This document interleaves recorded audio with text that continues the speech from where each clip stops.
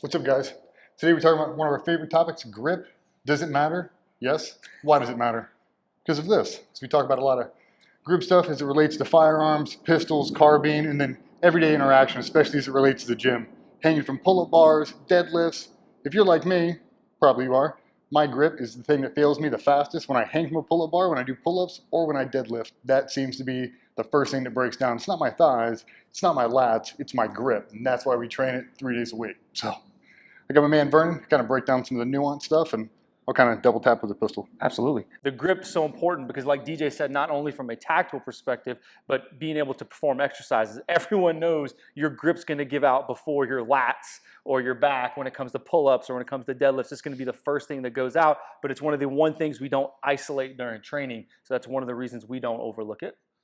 So one of my favorite things we talk about, just because most people don't train it, is the open hand. If you think about palming a basketball, your hand size, you can't just make it grow bigger. You just can't. So there's things you can't palm, but if you maximize what you already have in a realistic surface, because if I grab Vernon, I'm not always going to get a full purchase. I might have to grab him as big as I can, and I might have to just use fingertips. So what we do is we start out with whatever dumbbell you can comfortably hold, and we work ourselves up to something. We try not to cheat and use fingertips.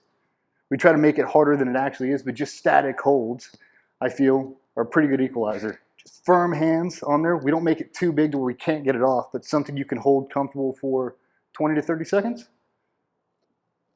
Pick them straight up, and we focus on our fingertips driving into the dumbbells, squeezing as hard as we can to try to make the exercise harder than it actually is. One of the overlooked things with grip training is how much it improves elbow health. By engaging and using all these muscles in this lower limb of the arm, it's going to help with our our elbows when we're doing pull-ups and push-ups. And DJ mentioned the awkward hand grip. How many times have you jumped on a pull-up bar and it's like a thick bar or a skinny bar and you're like, wow, I can't do as many pull-ups as I normally do. That's why it's important for us to train not only just farmer's carries on a regular handle, but change the implement so we are getting wider in our hand grip, like DJ said, when you have to grab something. Yeah, I mean, you grab anything, it's not always going to be a perfect 45-pound bar. It's not going to have knurling. It's going to be slick. There's going to be an obstacle on it. It's going to be rain on it. We have to maximize our grip and to be able to understand the nuances. I was so surprised with how many people that are new to fitness, when they mount a pull-up bar to do pull-ups, they don't utilize their thumbs. Do you know how strong that thumb is? Yeah. Understand and connect with your body. Like, I can do more pull-ups if I wrap my thumbs over the bar. I just can. I know it for a fact. And so do you if you ever try it. Wrap your thumbs over the bar and maximize that hand. There's a reason we have evolved to a species with thumbs, with usable thumbs. There's so many people, they just monkey grab it, and they're like, I can't do as many pull-ups. Utilize your thumb. Focus on the hand strength. And it applies to everything else. We talk about the recoil management on a pistol. We're not trying to manage it here. We're trying to lock down the gun and try to alleviate muzzle flip.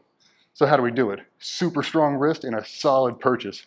For us, my grip that I focus on is to connect me to the firearm because I think it deserves it.